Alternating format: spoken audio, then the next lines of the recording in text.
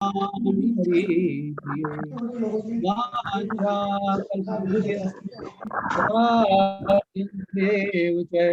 पतितानां पावनेभ्यो वैष्णवेभ्यो नमो नमः।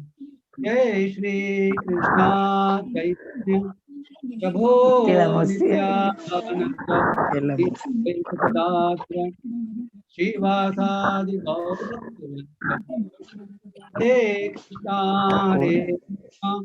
कृष्णा कृष्णा हरे हरे हरे राम राम राम हरे हरे हरे कृष्णा कृष्णा कृष्णा हरे हरे हरे राम राम राम हरे कृष्णा कृष्णा कृष्णा हरे हरे हरे राम राम हरे हरे हरे कृष्णा कृष्णा कृष्णा हरे हरे हरे राम राम राम हरे हरे हरे कृष्णा कृष्णा कृष्णा हरे हरे हरे राम राम राम हरे हरे। ओम नमो भगवते वासुदेवाय। ओम नमो भगवते वासुदेवाय। ओम नमो भगवते वासुदेवाय।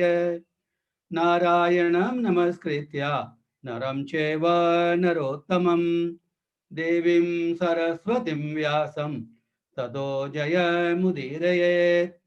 नष्टप्रायेषु भद्रेषु नित्यं भागवत सेवया भगवती उत्तमा श्लोके भक्तिर्भवति नष्टकी। हरे कृष्णा। श्रीमद् भगवद गीता सत्संग क्लास में आप सभी लोगों का स्वागत है। आप सब लोग मुझे आशीर्वाद दें और वेल विशेष करें। एक्चुअली क्यों भगवद गीता के विषय में जब चर्चा करते हैं तो हमको भक्तों की आशीर्वाद की आवश्यकता होती है। बिना गुरु के आशीर्वाद के, बिना भक्तों के आशीर्वाद के हम लोग इस तरह के जो दिव्य विषय हैं उस पर चर्चा नहीं कर सकते। तो आप सब लोग आशीर्वाद दें ताकि हम ये चर्चा कर सकें। ये चर्चा क्यों कर रहे हैं? ये चर्चा बेसिकली हम अपने शुद्धिकरण के लिए और आप लोगों के शुद्धिकरण के लिए कर रहे हैं। सब लोगों का शुद्धिकरण हो इसलिए चर्चा हो रही है। तो जैसा कि पिछली क्लास में हमने देखा था, भगवद गीता का इंट्रोडक्शन लिया था और इस बार हम चैप्टर 1 अध्याय 1 के कुछ श्लोक देखेंगे। लेकिन उसके पहले हम थोड़ा रिकैप कर लेते हैं कि हमने क्या देखा था, मेन पॉइंट क्या था।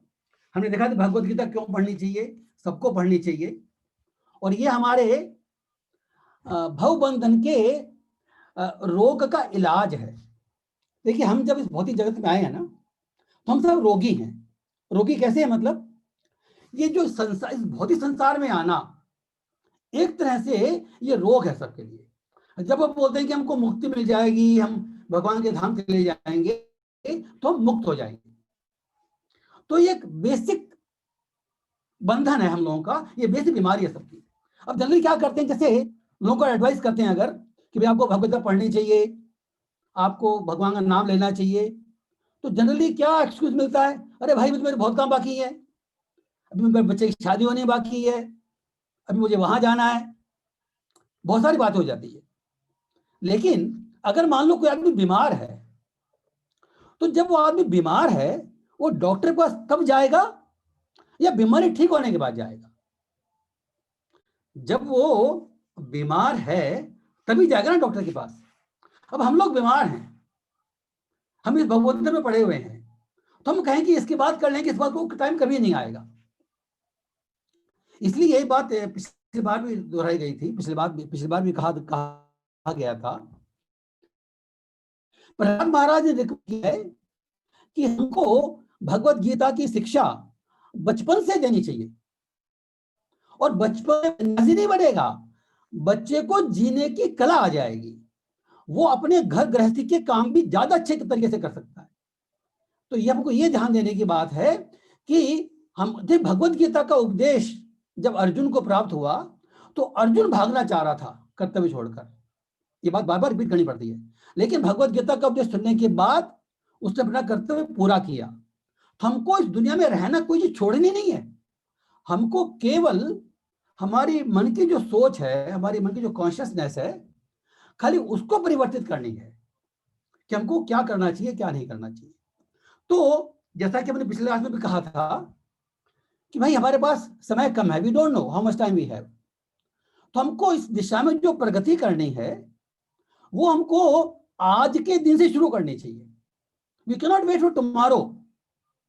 और सबको ये रिकमेंड किया, जैसे कि भगवत गीता जो सारांश है, देखिए पूरी भगवत गीता पढ़ने के बाद भगवान ने 2 श्लोक बोले थे, उसकी पहली लाइन 2 बार बोली गई है, केवल एक ही श्लोक है जिसको भगवत गीता में भगवान ने 2 बार बोला है, और उसमें कहा गया है मन मना भव मद भक्तो मद्याजी माम नमस्कुरु। कहने का मतलब क्या है कि भगवान की भक्ति करना इस गीता का सारांश है। तो हम ऐसा नहीं सोचना चाहिए कि जब गीता पूरी पढ़ लेंगे उसके बाद में भक्ति करना शुरू करेंगे। हमको भक्ति पढ़ना, भक्ति करने का जो कार्यक्रम है वो हमको डे 1 से चालू करना है। अगर हम, अब भक्ति करने में कोई विशेष बात नहीं है, भक्ति करने में कहने का मतलब क्या है कि केवल भगवान का नाम लेना है। हम जो भी कर रहे हैं वो करते रहेंगे, nothing is to be stopped. किसी चीज को, अपने कर्तव्यों को पूरा, जैसे बच्चों का संभाल करना है, अगर परिवार में अपने बिजनेस संभालना है, किसी भी चीज की मनाही नहीं की जा रही है, यह हमारा कर्तव्य है, ये प्रथम कर्तव्य है। लेकिन इससे अधिक भी जो पहला कर्तव्य है वो ये है कि हमको खुद को अपने जीवन का लक्ष्य समझना चाहिए, और हमारे परिवार में जो हैं उनको भी जीवन का लक्ष्य समझाना चाहिए। शिक्षा देकर के नहीं, हम अपने परिवार वालों को शिक्षा नहीं दे सकते, उपदेश नहीं दे सकते, हम अपने आचरण से उनको शिक्षा देते हैं। देखिए जो बच्चे होते हैं, जो हमारे संबंधी होते हैं, वो उनको बोलेंगे आप ऐसा करो तो शायद नहीं करेंगे वो, लेकिन अगर हम ऐसा करेंगे, हम उस पर अमल करेंगे, आचरण करेंगे, तो उन पर ज्यादा असर पड़ेगा। बच्चे जो हैं, जो हमको देखते हैं वो करते हैं, जो कहते हैं वो नहीं कर पाते। हम कितना भी कहें उनको करेंगे नहीं, लेकिन हम जो करते हैं वो करेंगे। हमको देखते हैं बच्चे। इसी तरह से हमको अपना आचरण जो है वो भगवत गीता की शिक्षा अनुकूल परिवर्तित करना है डे 1 से। तो सबसे ये करबद्ध प्रार्थना है कि आप में से बहुत लोग ऑलरेडी भगवान नाम लेते होंगे। अगर लेते हैं तो बहुत अच्छी बात है, उसको बढ़ाओ। अगर नहीं लेते हैं तो हरे कृष्ण कृष्ण कृष्ण हरे हरे, हरे राम राम राम हरे हरे, इसका जब कम से कम 1 माला हम लोग शुरू कर सकते हैं। ये माला जो है, ये जो माला हम ले सकते हैं, इसमें 108 मणि होते हैं, 108 बार बोलना है। जब शुरू में बोलना शुरू करेंगे, हमारी प्रैक्टिस नहीं होगी तो 10 मिनट लगेंगे या 12 मिनट लगेंगे मैक्सिमम, और जब हमारी प्रैक्टिस हो जाएगी तो may be 6 to 7 minutes we can complete it 1 round. तो सबको कम से कम 1 माला जरूर करनी चाहिए, ये मेरी आपसे हाथ जोड़कर विनती है सबसे। और अगर आप माला कर रहे हैं तो जितनी माला कर रहे हैं उसे बढ़ानी चाहिए। हमारा लक्ष्य क्या है? हमारा लक्ष्य है मिनिमम 16 माला करना 1 दिन में, और हमारी अगर प्रैक्टिस हो जाएगी तो हम 1.5 घंटे के अंदर कर सकते हैं। 1 घंटा 30 मिनट्स और may be 100 minutes, 1 hour 40 minutes we can complete this 16 rounds. तो ये हमारा लक्ष्य है, लेकिन शुरू में नहीं कर सकते, हम एडवाइस में नहीं करेंगे, लेकिन 1 माला का हम लोग नियम बनाते हैं। तो इससे क्या होगा, जो भगवत गीता पढ़ रहे हैं, तो भगवत गीता के पढ़ने के कारण जो हमको लाभ होगा उसको हमको प्रैक्टिकल देखने को मिलेगा, और हम भगवत गीता पढ़ने के बाद जो वो करना चाहिए वो शुरू से कर रहे हैं। ये भक्ति योग की विशेषता है। और जो योग की बात करते हैं हम, उसमें चक्कर क्या होता है कि मीन्स कुछ और होता है और एंड कुछ और होता है। कहने का मतलब क्या है कि हम एक चीज अपनाइए, जैसे आपने योग किया, ध्यान योग किया, ज्ञान योग को अपनाया, तो वो साधन है, उसका लक्ष्य दूर है। लेकिन भक्ति योग की विशेषता क्या है, इसका साधन भी भक्ति है और लक्ष्य भी भक्ति है। साधन और साध्य एक ही है, और कलयुग के लोगों के लिए पर्टिकुलरली ये जो भक्ति योग की विशेष संस्तुति की जाती है। इसके बारे में शास्त्रों में बहुत सारे प्रमाण हैं। जैसे जैसे समय आएगा हम लोग एक एक प्रमाण को देखेंगे। हरे कृष्ण। अब हम आज का शुरू करते हैं। तो ये हमने रिकैप किया, पिछली बार जो हमने किया उसको रिकैप किया, और कुछ हमने ये समझा कि हमको क्या करना चाहिए ताकि हमारे जीवन में जो बदलाव आना चाहिए वो आज के दिन से ही शुरू हो जाए। अब हम जो है भगवत गीता का एक और हम देखते हैं। देखिए इसका जो कवर पेज है ना, ये कवर पेज बहुत इंपॉर्टेंट है। कवर पेज में क्या है, अर्जुन रथ पर बैठा हुआ है और भगवान कृष्ण रथ के सारथी हैं। अर्जुन भगवान का भक्त भी है और सखा भी है, और भगवत गीता में बाद में वो शिष्य बनेगा, लेकिन वैसे उसका जो ओरिजिनल जो स्टेटस है वो सखा का है, फ्रेंड है भगवान का, और भक्त तो है ही। तो भगवान ने उसका सारथी बनना स्वीकार किया। सारथी की जो हम जो बोलते हैं कि जो भौतिक जो पद होता है, जो होता है डेजिग्नेशन हमारा, उसका जो डेजिग्नेशन होता है वो रथी। रथी मीन्स जो अर्जुन रथ में सवार है और भगवान कृष्ण सारथी है। तो फिजिकल जो डेजिग्नेशन जो है, भौतिक पद जो है डेजिग्नेशन, वो अर्जुन का ऊंचा है और कृष्ण का नीचा है, भौतिक पद। लेकिन हमको यह समझना चाहिए ये भगवान की महिमा है, ये भगवान की महत्ता है कि उन्होंने अर्जुन का सारथी बनना स्वीकार किया। सारथी बनने का मतलब क्या होता है कि रथ को चलाना, उसको गाइड करना। तो हम सब भी एक तरह से, हमारा जो शरीर रूपी जो रथ है, हमारा जो शरीर है ये रथ के समान है। हम शरीर नहीं है। हम भगवत गीता में जाके देखेंगे, जैसे अर्जुन अलग है और रथ अलग है। अर्जुन रथ के अंदर बैठा हुआ है, अर्जुन रथ नहीं है। उसी प्रकार से हम भी हमारे शरीर रूपी अर्थ में रथ में बैठे हुए, हम शरीर नहीं है।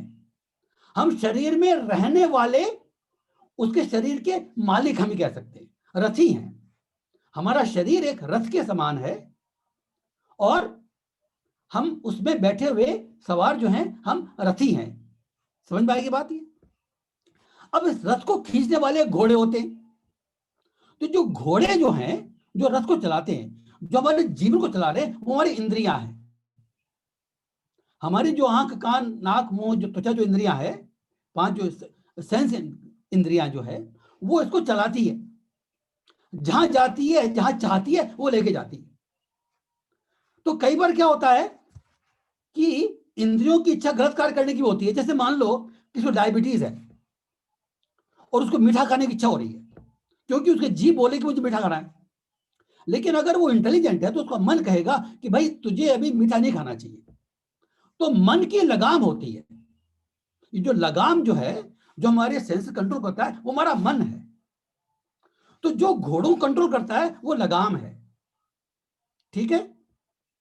और लगाम को कौन कंट्रोल करता है? हमारी बुद्धि।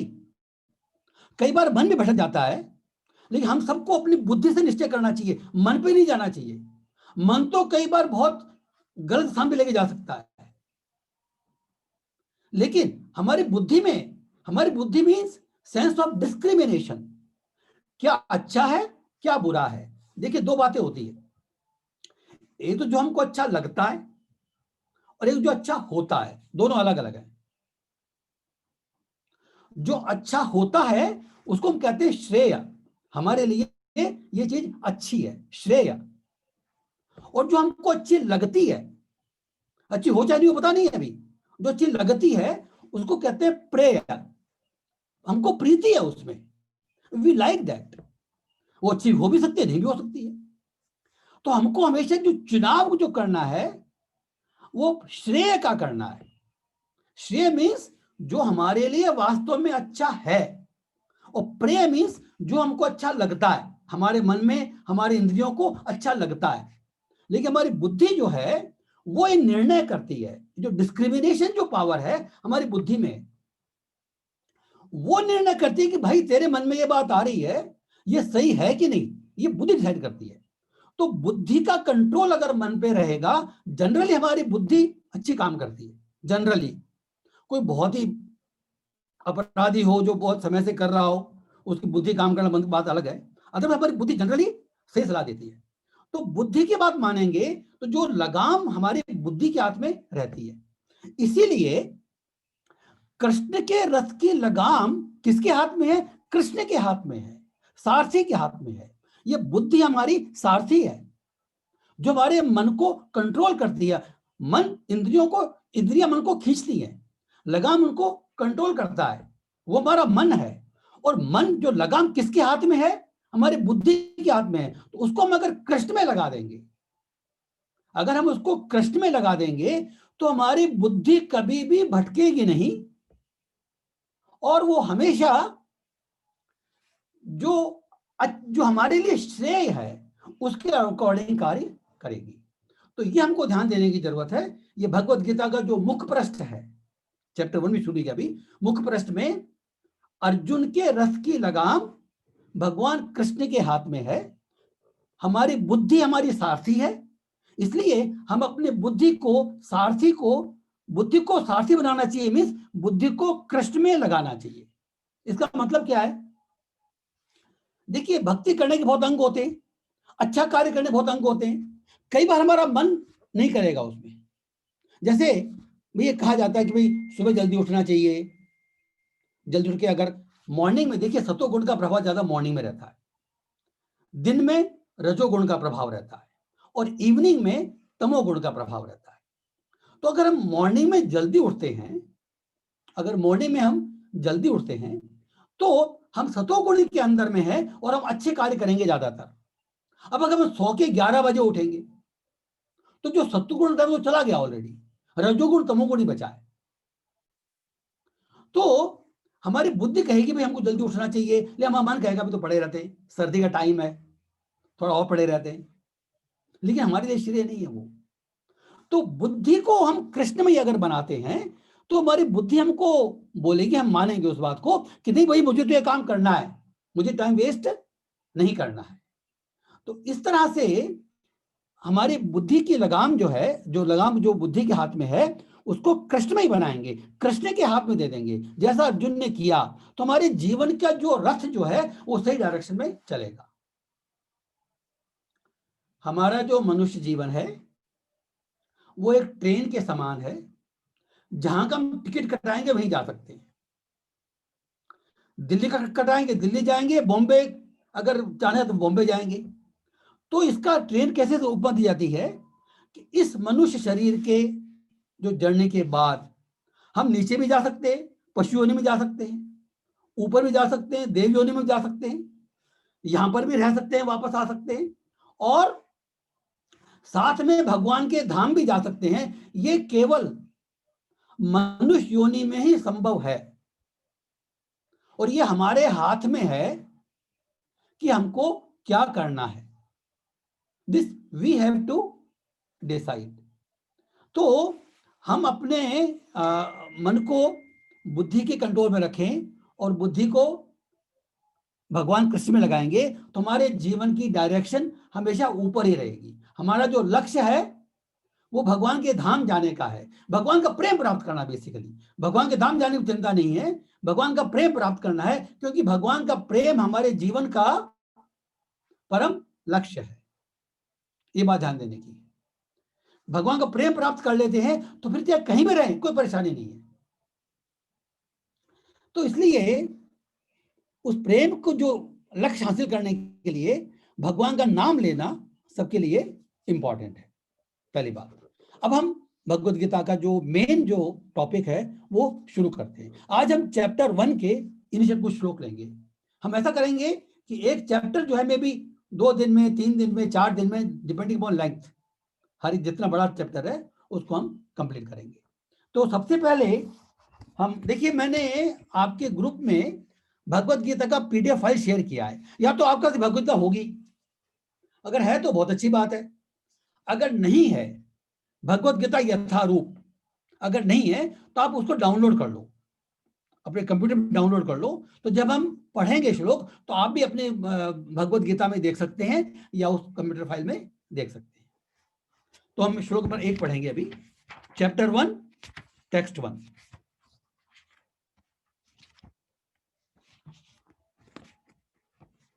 श्री धृतराष्ट्र उवाच धर्म क्षेत्रे कुरुक्षेत्रे समवेतायुयुत्सवः मामकाः पांडवाश्चैव किम अकुर्वत संजय। हरे कृष्णा। धृतराष्ट्र उवाच धर्म क्षेत्रे कुरुक्षेत्रे समवेतायुयुत्सवः मामकाः पांडवाश्चैव किम अकुर्वत संजय। इसका अनुवाद कर लेते हैं। धृतराष्ट्र ने कहा, हे संजय, धर्म भूमि कुरुक्षेत्र में युद्ध की इच्छा से एकत्र हुए मेरे तथा पांडु के पुत्रों ने क्या किया। देखिए, इस भगवत गीता में टोटल 700 श्लोक हैं। उसमें धृतराष्ट्र ने एक ही श्लोक बोला है, जो पहला जो श्लोक है। बाकी 41 जो टेक्स्ट हैं वो संजय ने बोले हैं, 41 श्लोक संजय ने बोले हैं, और 84 श्लोक जो हैं अर्जुन ने कहे हैं, और 574 श्लोक 574 श्लोक भगवान कृष्ण ने कहे हैं। इस तरह से इसमें टोटल 700 श्लोक हैं। इसलिए अगर हम एवरेज 10 श्लोक अगर देखें तो 70 वीक्स में हम लोग पूरा कर सकते हैं। तो इसमें धृतराष्ट्र बोल रहा है कि धर्म क्षेत्र में जो कुरुक्षेत्र को धर्म क्षेत्र भी कहा जाता है। इसकी अलग से स्टोरी आती है, आज चर्चा नहीं करेंगे। कि इस कुरुक्षेत्र में युद्ध की इच्छा से एकत्र हुए, वहां कौन कौन थे? पांडव थे और कौरव थे। देखिए, पांडव भी कुरुवंशी हैं और कौरव तो कुरुवंशी है ही। लेकिन इस प्रश्न में, इस श्लोक में जो धृतराष्ट्र की जो इंटरनल फीलिंग है, धृतराष्ट्र की जो कॉन्शियसनेस है, जो चेतना है, वो क्लियर होती है। वो क्या कह रहा है कि मेरे पुत्रों ने और पांडवों ने क्या किया। मामका पांडवाश्चैव, पांडव लोग जो हैं वो भी कुरुवंशी हैं और कौरव भी कुरुवंशी हैं, दोनों में कोई फर्क नहीं है।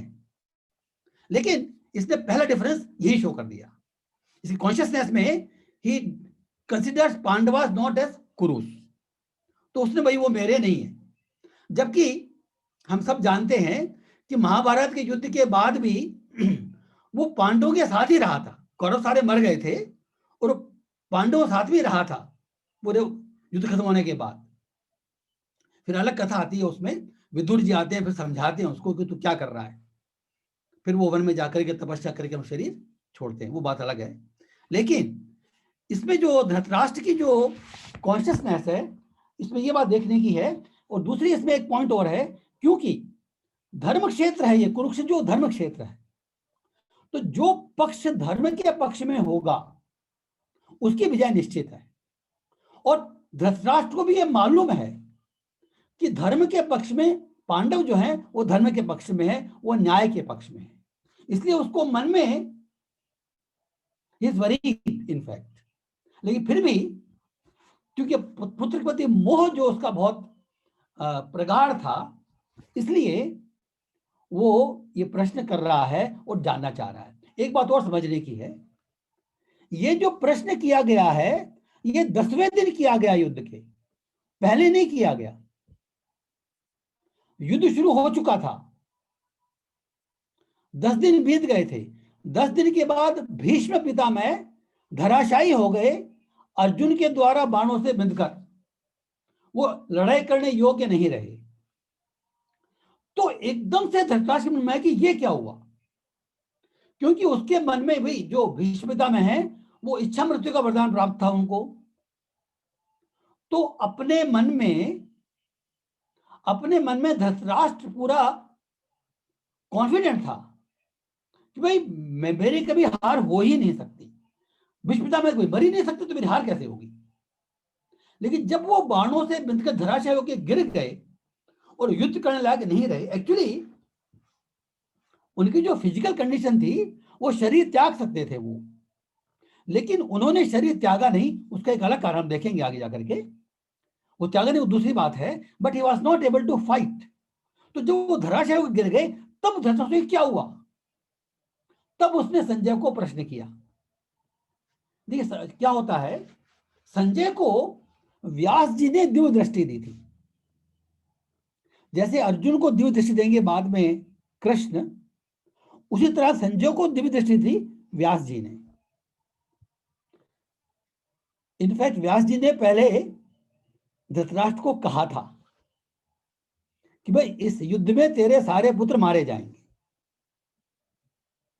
क्या तुम युद्ध देखना चाहते हो, मैं तुमको आंखें दे सकता हूं। तो धृतराष्ट्र ने कहा कि भाई मैं देखना नहीं चाहता, क्योंकि मैं अपने पुत्रों को मरता हुआ नहीं देखना चाहता, लेकिन मैं युद्ध के बारे में सुनना चाहता। तो उन्होंने संजय को दिव्य दृष्टि दी, और संजय को जो दिव्य दृष्टि दी वो बड़ी विशेष है। संजय एक जगह बैठ करके पूरे युद्ध का निरीक्षण कर सकते थे। पूरे युद्ध में जो योद्धा कोई बात बोल रहा था, वो जो बातचीत हो रही थी, वो सुन सकते थे। नॉट ओनली दैट, उनके हृदय में क्या विचार है, ये दिव्य दृष्टि साधारण नहीं है, ये उनके हृदय में क्या विचार है वो भी वो जान सकते थे। अगर कोई हृदय में हर्षित हो रहा है, उसको भय लग रहा है, वो भी जान सकते थे संजय। ये उनकी दिव्य दृष्टि की विशेषता थी। और उनकी दिव्य दृष्टि 18 दिन के बाद नष्ट हो गई, क्योंकि जो उनको दिव्य दृष्टि दी थी व्यास जी ने, वो केवल युद्ध का दर्शन करने के लिए दी थी।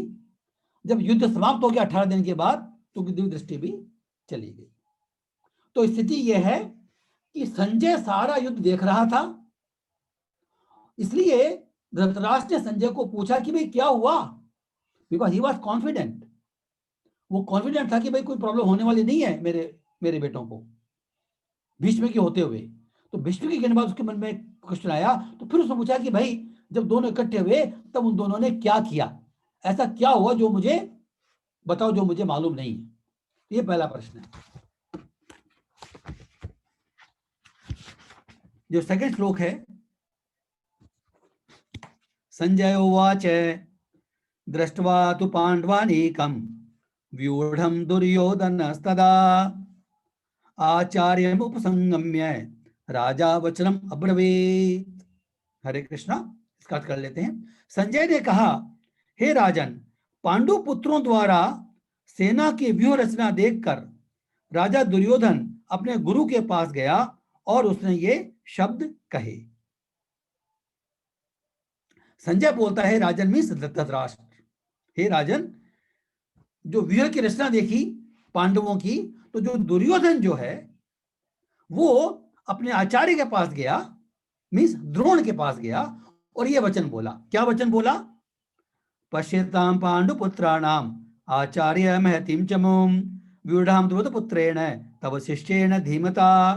हे आचार्य, पांडुपुत्रों की इस विशाल सेना को देखो, जिसे आपके बुद्धिमान शिष्य द्रुपद के पुत्र ने इतने कौशल से व्यवस्थित किया है। जो पांडवों के जो सेनापति थे वो थे धृष्टद्युम्न, और कौरव सेनापति थे भीष्म। तो उसने ये कहा कि द्रोण को कहा कि आप पांडव सेना को देखिए, जो द्रुपद के पुत्र, जो धृष्टद्युम्न जो है वो द्रुपद का पुत्र था, इसने ये व्यवस्थित किया है। अब यहां पर एक पॉइंट है देखने का, वह ही टुक द्रुपद पुत्र, वो धृष्टद्युम्न बोल सकता था कि धृष्टद्युम्न ने व्यवस्थित किया है, सेनापति धृष्टद्युम्न ने, लेकिन वो द्रुपद का पुत्र बोला, क्योंकि द्रुपद में और द्रोणाचार्य में आपस में बैर था।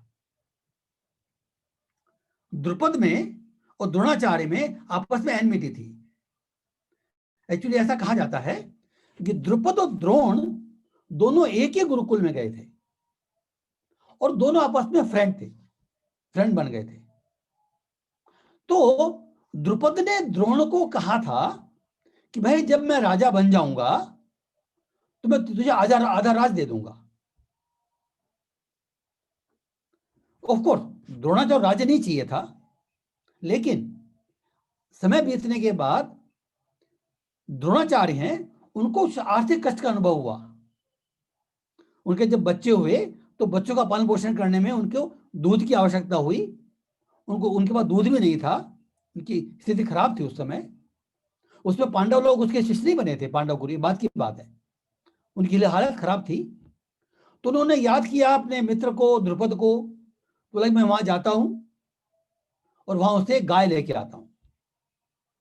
तो वो गया द्रुपद के पास और बोला कि मैं आपका मित्र हूं, लेकिन द्रुपद ने उनको ठीक से वेलकम नहीं किया।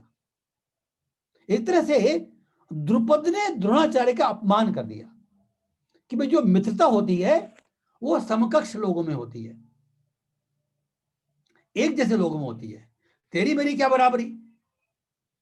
तो ये अपमानित हो गए द्रोण, और द्रोणाचार्य ने उस अपमान का बदला लेने की उनके मन में आ गई। तो उन्होंने आगे जाकर के जब पांडवों को और कौरवों को शिष्य बनाया अपना, उनको शिक्षा प्रदान की, उसके बाद में गुरु दक्षिणा मांगते हैं। तो उन्होंने कौरवों को पहले बोला कि तुम द्रुपद को बांध कर लाओ मेरे पास, हरा कर, द्रुपद को हरा कर मेरे बांध के लाओ, लेकिन कौरव नहीं कर सके।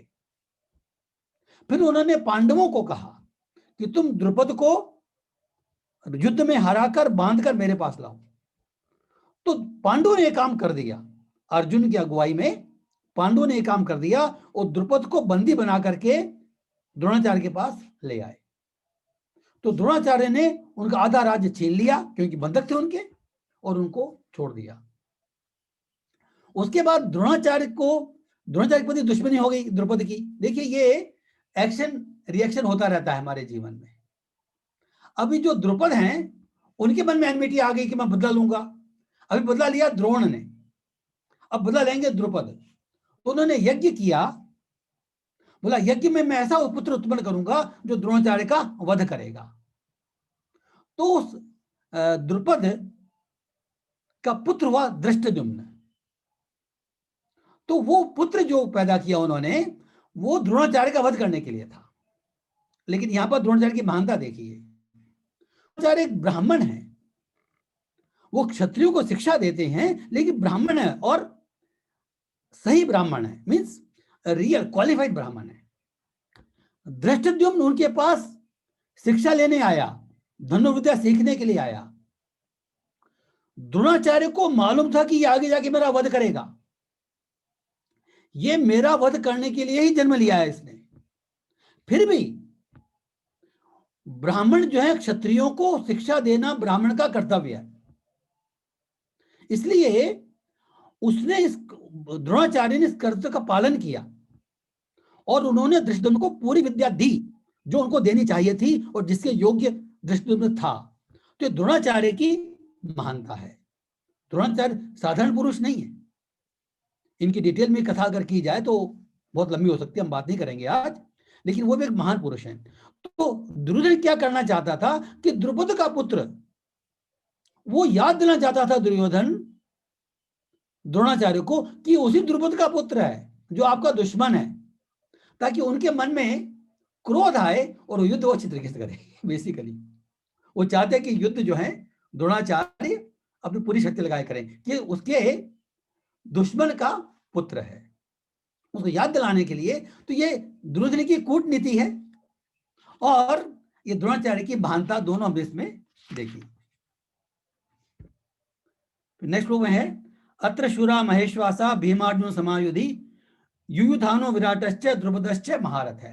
फिर उन्होंने पांडवों की सेना में जो सेनापति, जो बड़े बड़े योद्धा थे, उनके नाम गिनाए। सबसे पहले नाम लिया भीम और अर्जुन। देखिए ज्यादा जो महान धनुधर है वो अर्जुन थे, करेक्ट, लेकिन जो भीम का नाम सबसे पहले लिया क्योंकि पांडवों की सेना में भीम एकमात्र ऐसे व्यक्ति थे जो बहुत ज्यादा क्रुद्ध थे कौरवों के ऊपर। अर्जुन ने लड़ाई तो की लेकिन वो क्रोधित नहीं था कौरवों के ऊपर, उसने कृष्ण के कहने से, समझाने से लड़ाई की। लेकिन भीम जो है वो एकमात्र ऐसा पांडव था जो कौरवों के ऊपर सदैव ही क्रोध करता था, क्योंकि पर्टिकुलरली दुर्योधन और भीम, इनमें आपस में बचपन से ही बड़ा दुश्मनी रही है। तो भीम ने प्रण कर रखा था एक्चुअली कि मैं सारे कौरवों को मैं मारूंगा, और उसने यह प्रण कर रखा था कि दुर्योधन की जंघा तोड़ूंगा, दुशासन का हाथ उखाड़ूंगा। क्यों? क्योंकि द्रौपदी का अपमान करने के लिए दुर्योधन ने अपनी जंघा दिखा के बोला था तुम यहां बैठो, और दुशासन जो है उसका अपने हाथ से पकड़ के, केश पकड़ के खींच के लाया था। तो इसलिए महाभारत के युद्ध में जहां तक कौरवों का सवाल है, हर कौरव पुत्र का वध जो है वो भीम ने अपने हाथ से किया। अगर कोई दूसरा पांडव ये स्थिति बनी थी कि वो वध नहीं किया, क्योंकि मालूम था कि भीम ने प्रतिज्ञा कर रखी है, इसलिए भीम से सबसे डरते थे वो। तो भीम का नाम सबसे पहले लिया, बाद में अर्जुन का नाम लिया। भीम अर्जुन सात्यकी, युधान जो है सात्यकी। सात्यकी वैसे तो कृष्ण के साथ था, कृष्ण ने सारी सेना कौरवों को दे दी थी, आपको सबको मालूम है। लेकिन सात्यकी जो है उसको विशेष अटैचमेंट था कृष्ण से। वो कहा कि मैं नहीं जाऊंगा, मैं तो उठाते रहूंगा। तो युद्ध शुरू होने के पहले एक्चुअली ये एक अरेंजमेंट है, एक नियम है। युद्ध शुरू करने के पहले ये अनाउंसमेंट किया जाता है कि भाई अगर किसी को पाला बदलना है तो अभी बदल ले, एक बार युद्ध शुरू हो जाएगा फिर पाला नहीं बदल सकते। जो कौरवों के पक्ष में वो कौरव के पक्ष में युद्ध करेगा, जो पांडु के पक्ष में वो पांडु पक्ष में युद्ध करेगा, क्योंकि कई लोग इसमें कॉमन संबंधी थे, देवर कॉमन। भाई पांडव और जो कौरव भाई भाई तो हैं। इसलिए अनाउंस कर दिया था कि किसी को अगर पाला चेंज करना है तो अभी करे, नॉट आफ्टरवर्ड्स। तो सात्यकी जो हैं वो हमेशा कृष्ण के साथ ही रहे। नेक्स्ट, धृष्ट केतुश्चेकितान काशी राजश्च वीरिवान पुरजित कुंती भोजश्च सेव्यश्च नरुपुंगव। तो धृष्ट केतु, चेकितान, काशीराज, पुरजित, कुंती भोज, ये बहुत सारे नाम गिनाए जो पांडव तरफ के योद्धा थे, उनके नाम गिनाए उन्होंने। अब वो अपने ऊपर आता है। अस्माकम तो विशिष्टा ये तानि वो द्विजोत्तमः नायकम हम सैन्य से संकीर्तन प्रवृत्ति। पांडवों की सेना का नाम दिलाने के बाद वो खुद की सेना पे आता है और कहते हैं हे ब्राह्मण श्रेष्ठ, मैं आपकी सूचना के लिए अपने जो सेना के नायक है उनके नाम बताना चाहूंगा। तो नेक्स्ट श्लोक में कहा है भगवान भीष्मश्च कर्णश्च कृपश्च समितिंजय है, अश्वत्थामा विक्रश्च सौमदत्तिस् तथैव च। मेरी स्वयं आप द्रोण, भीष्म, कर्ण, कृपाचार्य, अश्वत्थामा, विकर्ण और सोमदत्त का पुत्र भूरिश्रवा आदि हैं जो युद्ध में सदैव विजयी रहे हैं। देखिए इसमें पॉइंट देखने का है, भीष्मता में ज्यादा सीनियर है, पद में भी और उम्र में भी। और द्रोण जो हैं वो भी बहुत महान है, उनके गुरु हैं। तो अगर एटिकेट देखते हैं, सोशल एटिकेट देखते हैं, तो भीष्म का नाम पहले आना चाहिए और द्रोण का नाम बाद में आना चाहिए था। लेकिन दुर्योधन जो है वो भी डिप्लोमेसी जानता है। उसने कहा, उसने मन में क्या सोचा कि मैं द्रोण से बात कर रहा हूं, तो द्रोण का नाम बाद में लूंगा, द्रोणाचार्य नाराज हो सकते हैं। और दूसरी बात क्या है, उन्होंने सोचा कि भीष्म नाराज नहीं होंगे। भीष्म जो है क्षत्रिय है और द्रोण ब्राह्मण है। तो जो ब्राह्मण का पद होता है वो क्षत्रिय से ऊंचा होता है। तो उसने चला करके द्रोण का नाम पहले लिया आप, फिर बाद में भीष्म, क्योंकि वो ये मानता था कि भीष्म में नाराज नहीं होंगे, क्योंकि वो समझ जाएंगे कि इन्होंने ब्राह्मण द्रोणाचार्य का नाम पहले लिया है। लेकिन अगर मैं भीष्म का नाम पहले लूंगा तो द्रोणाचार्य नाराज हो सकते हैं। तो भगवान भीष्मश्च, इस तरह से हम देखते हैं कि उसने पूरा अपने कहीं भी अपनी तरफ से कोई कसर नहीं छोड़ी। और जो भीष्म के बारे में तो हम सब लोगों को मालूम है, एक्चुअली भीष्म जो हैं वो युद्ध भले ही कर रहे हो कौरवों के पक्ष में, लेकिन उनका मन हमेशा पांडवों के साथ ही था। वो कृष्ण के भक्त है। हमारे शास्त्रों में कहा गया है 12 लोग बताए गए हैं, उनको कहते हैं 12 महाजन। 12 महाजन ऐसे हैं जो भगवान के नाम की और भगवान स्वयं की महिमा को स्पष्ट रूप से जानते हैं। उन 12 महाजनों में एक भीष्म पितामह है। उनके नाम आप सुनिए। ये जो 12 महाजन कहते हैं, इसका क्या मतलब है कि इनको भक्ति का मर्म मालूम है, इनको भगवान का रहस्य मालूम है। वो 12 नाम कौन से हैं?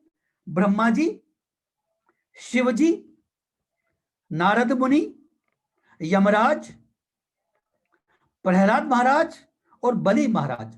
प्रहलाद महाराज, बलि महाराज दैत्यों में आते हैं, लेकिन वो महाजन हैं, वो भगवान के बहुत बड़े भक्त हैं। दैत्य होते हुए भी बलि महाराज और प्रहलाद महाराज 12 महाजनों में आते हैं।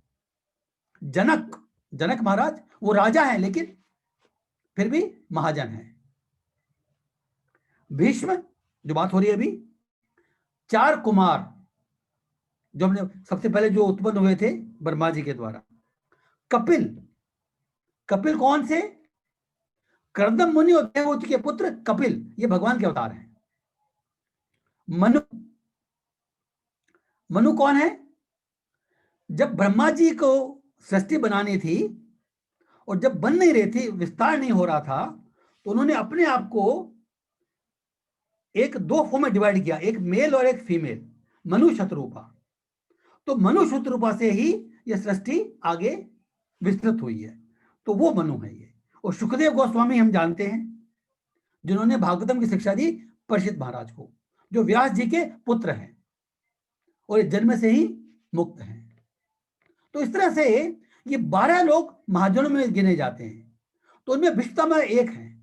तो भीष्म पितामह महाजन है, भगवान के भक्त हैं, लेकिन अभी वो भगवान की योजना के अंतर्गत कार्य कर रहे हैं, युद्ध कर रहे हैं पांडवों के अगेंस्ट में, विपक्ष में, लेकिन है भगवान के भक्त। हमको ये जानना चाहिए।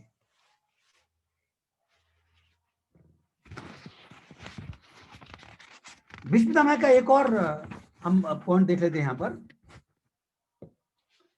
जब युधिष्ठिर महाराज ने राजसूय यज्ञ किया था, तो उस समय जो शिशुपाल वहां पर था, जो कृष्ण का विरोधी था, तो शिशुपाल को उन्होंने कथा सुनाई थी उसके प्रिय जन्मों की, जब वो रावण बना था और हिरण्यकशिपु बना था शिशुपाल, लेकिन फिर भी वो समझा नहीं। और उन्होंने उसके सामने वर्णन किया था उसने वर्णन किया था कि भाई ये जो भगवान कृष्ण है, इनकी महिमा का वर्णन किया था, तो तुम समझ जाओ, लेकिन वो समझा नहीं, वो बात अलग है। तो इस तरह से भीष्म पितामह जो है, इनका वर्णन आता है।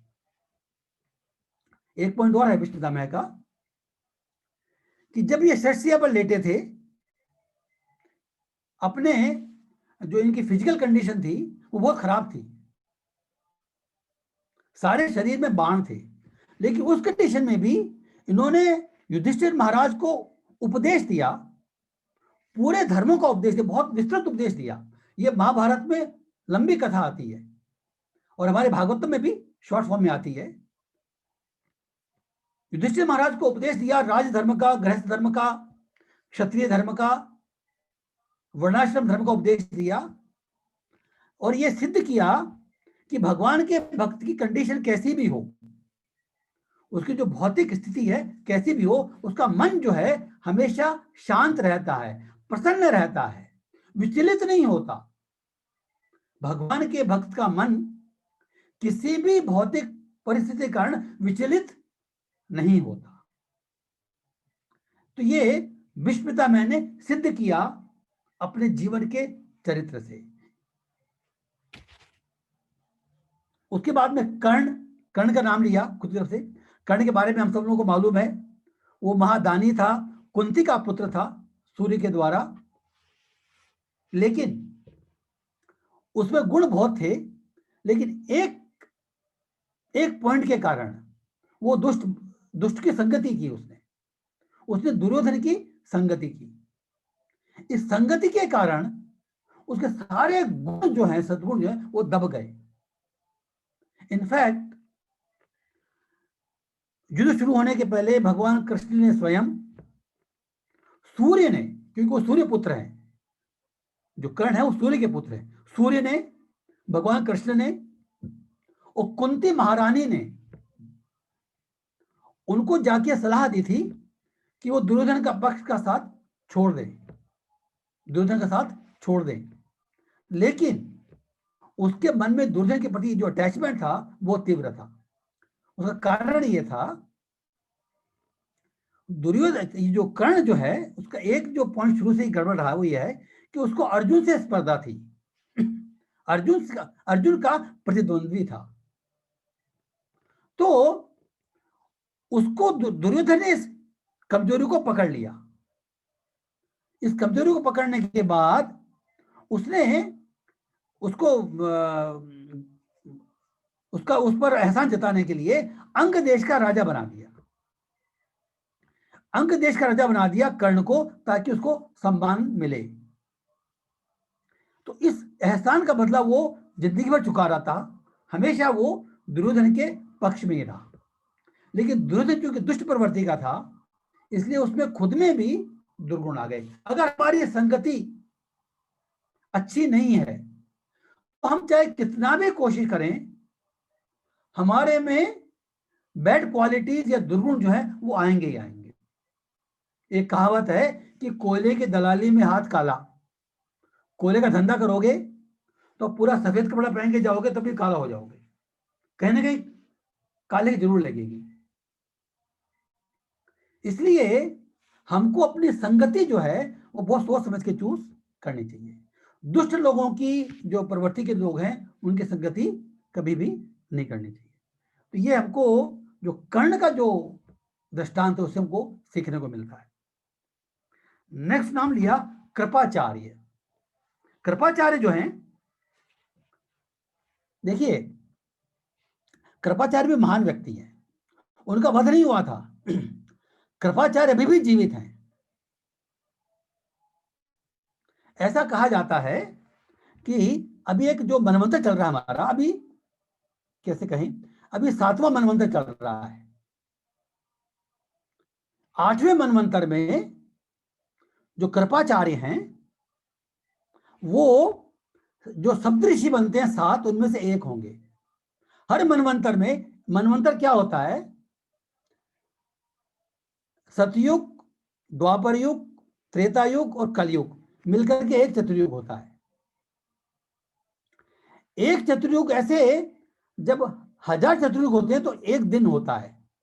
और ऐसे अगर 71 एक दिन में 14 मनु होते हैं तो 71 चतुर्युग का एक मनु होता है, उसमें सप्तऋषि बदलते हैं। तो मतलब कहने का मतलब यह है कि कृपाचार्य अभी करीब 14 करोड़ साल, कितने दिन बाकी हैं अभी,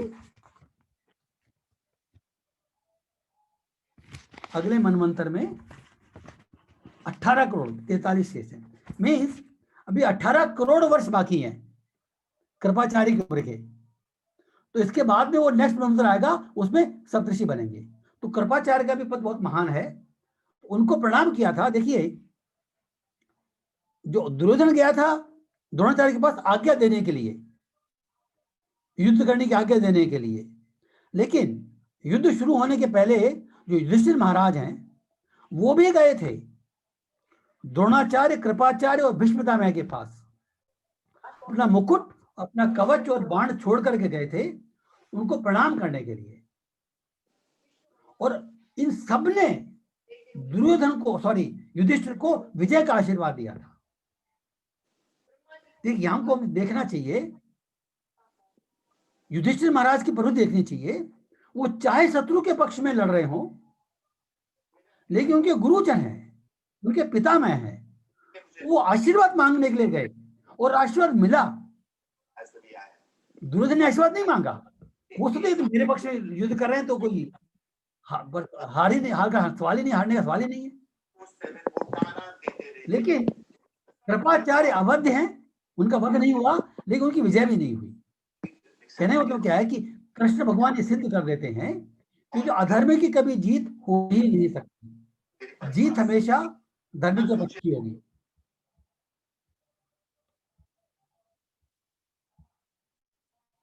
तो जो कृपाचार्य हैं ये बहुत महान व्यक्ति हैं और इनका भी आशीर्वाद प्राप्त किया युधिष्ठिर महाराज ने। लेकिन इन सब के होते हुए भी विजय निश्चित नहीं है।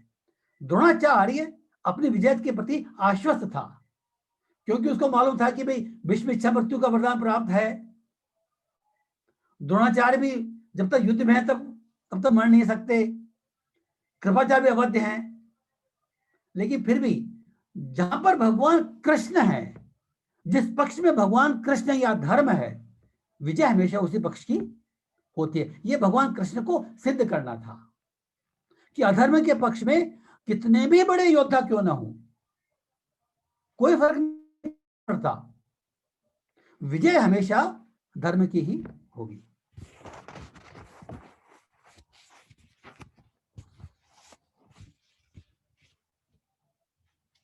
तो ये श्लोक हम देख लेते हैं।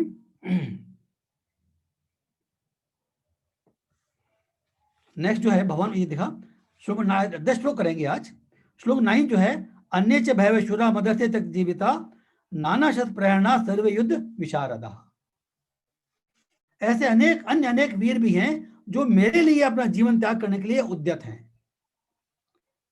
वे विविध प्रकार के हथियार सुसज्जित हैं और युद्ध विद्या में निपुण हैं। दुर्योधन ने इन सब का नाम लेने के बाद फिर कहा कि बहुत सारे ऐसे योद्धा हैं जो बड़े शक्तिशाली योद्धा हैं और मेरे लिए जीवन त्यागने के लिए उपस्थित हैं।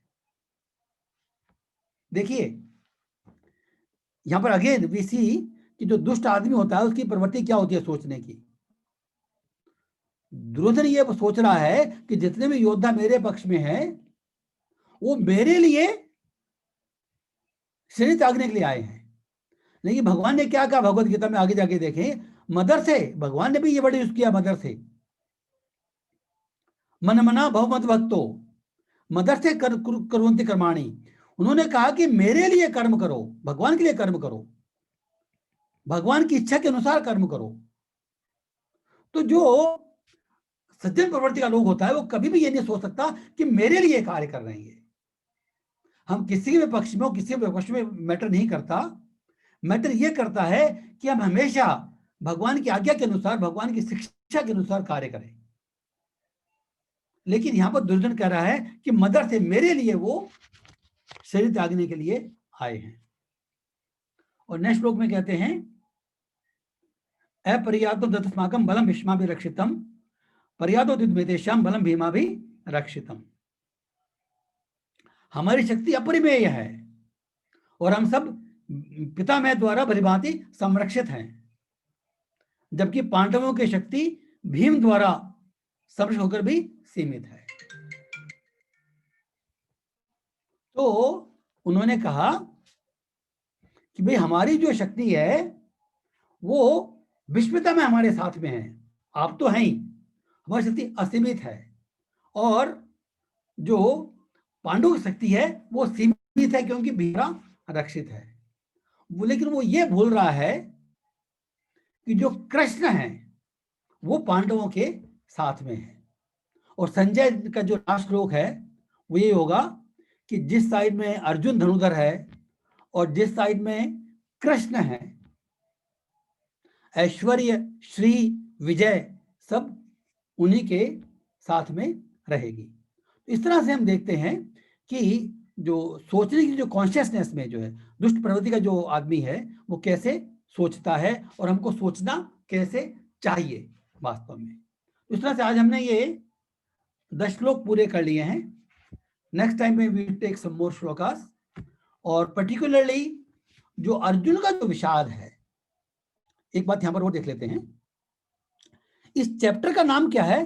अर्जुन विषाद योगो नाम है, प्रथम अध्याय है। अर्जुन को विषाद हुआ। विषाद तो वैसे कहते हैं कि अच्छी चीज नहीं है, दुख होना अच्छी चीज नहीं है, फिर भी ये योग कहा गया है क्योंकि जो अर्जुन को विषाद हुआ, उस विषाद के कारण वो कृष्ण के पास गया। अर्जुन विषाद योग नाम प्रथमोध्याय है। तो जो चीज या जो भी स्थिति हमको कृष्ण के पास लेके जाती है वो हमारे लिए हितकर हो जाती है और वो योग कहलाता है। इसीलिए अर्जुन विषाद योगो में नाम। तो अर्जुन का जो विषाद है वो भी उसके, अर्जुन जो दुख है वो भी उसके लिए योग करने का कार्य हुआ। तो नेक्स्ट क्लास में इसके बारे में वो डिटेल में चर्चा करेंगे। अगर किसी भक्त का कोई प्रश्न है, कोई डाउट है तो पूछ सकते हैं। लास्ट में 10 मिनट्स जो है हम इसी के लिए देते हैं, और अगर कुछ नहीं है तो फिर आगे चर्चा करेंगे, कंक्लूड करेंगे। हरे कृष्णा। कोई प्रश्न है किसी का, डाउट है?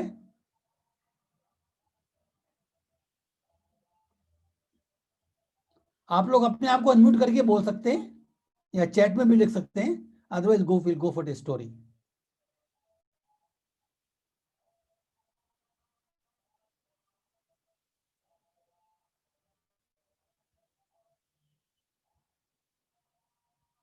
हरे कृष्णा।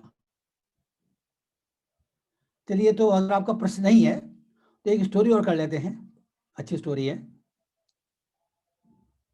हमको अपने समय का सदुपयोग करना चाहिए, इसकी एक स्टोरी चर्चा कर दें। We should not never waste our time. देखिए, एक राजपुत्र था। पहले जमाने में जो राजपुत्र वो भी गुरुकुल में पढ़ने जाता था, गुरु घर में नहीं आता था उसके, और जो साधारण बच्चे जो हैं उनके साथ में पढ़ता था वो। तो एक राजपुत्र पढ़ने के लिए गया था गुरुकुल में, तो वहां उसके 2 मित्र बने।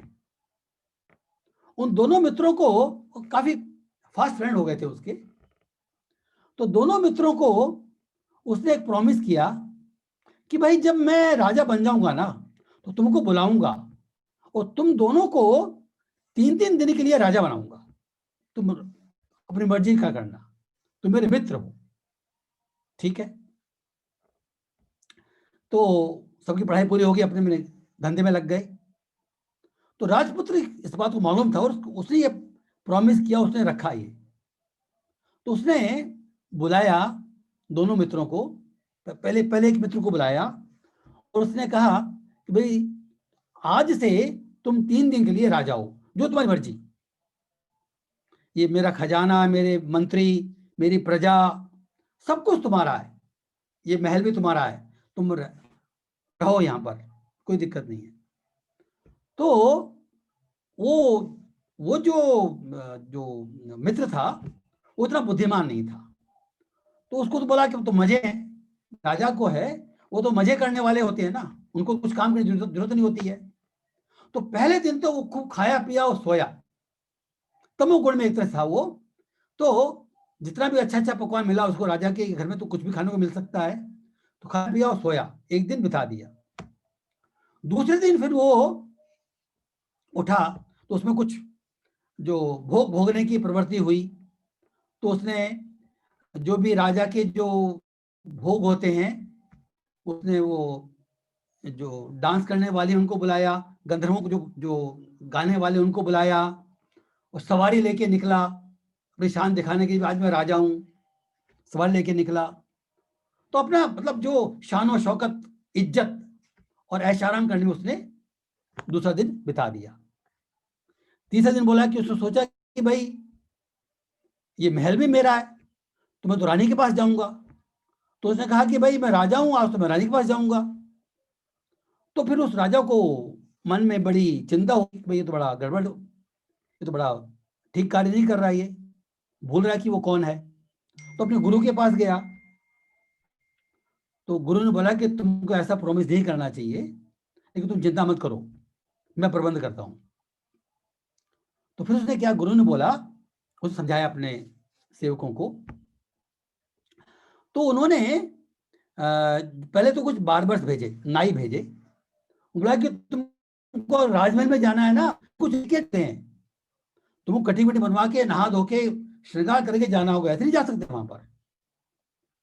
तो बार बार आए, उसको पूरा कटिंग वटिंग की, उसकी खूब टाइम लगाया उन्होंने। फिर अब तुमको नहाना होगा, फिर नहाना, उसको अलग तरह से नलाया गया, फिर उसका श्रृंगार किया गया, कपड़े पहनाए गए।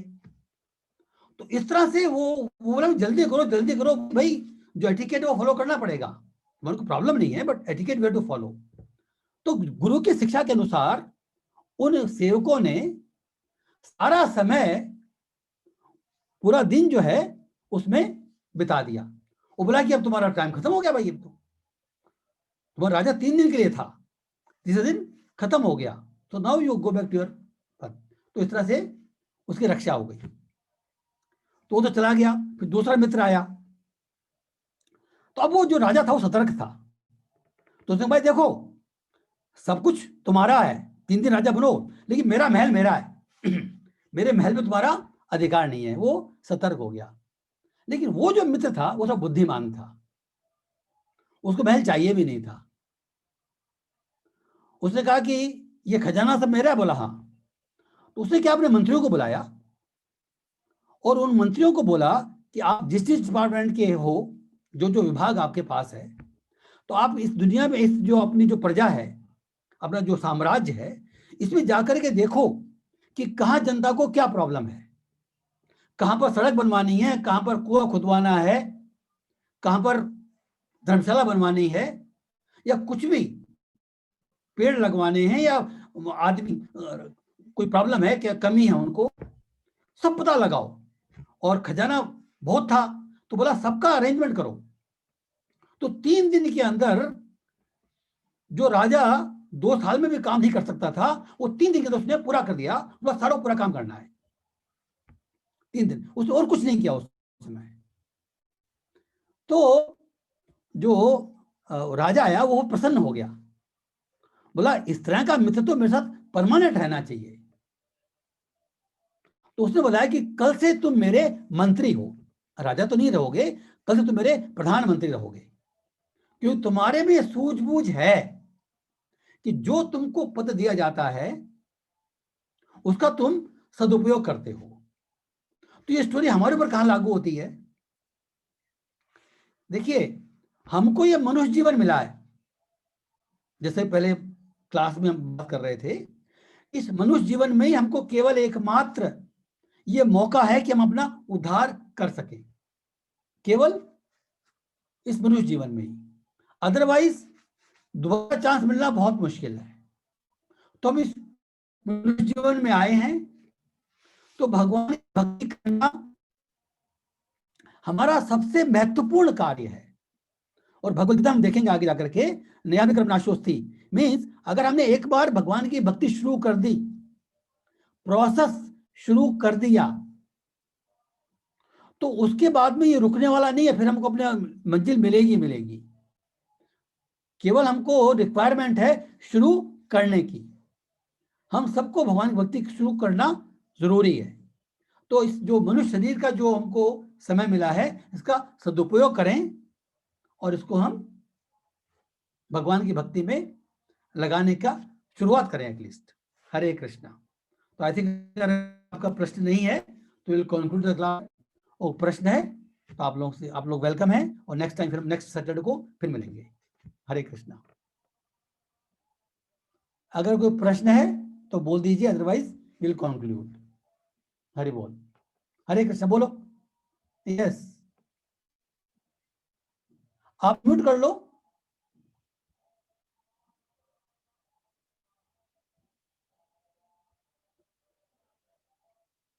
हरे कृष्णा।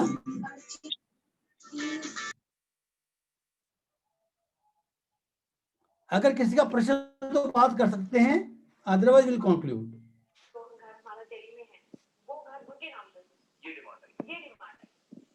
हरे कृष्ण। हरे कृष्ण। हरे, सब लोगों का बहुत बहुत स्वागत है। आप सब लोग नेक्स्ट वीक भी आइएगा, और अपने जो साथी लोग उनको बोलिएगा वो ज्वाइन करें और लाभ उठाएं। हरे कृष्णा। हरे कृष्ण कृष्ण कृष्ण हरे हरे, हरे राम राम राम हरे हरे। वांछा कल्पतरुभ्यश्च कृपा सिन्धुभ्येव च पतितानां पावनेभ्यो वैष्णवेभ्यो नमो नमः। हरे कृष्णा।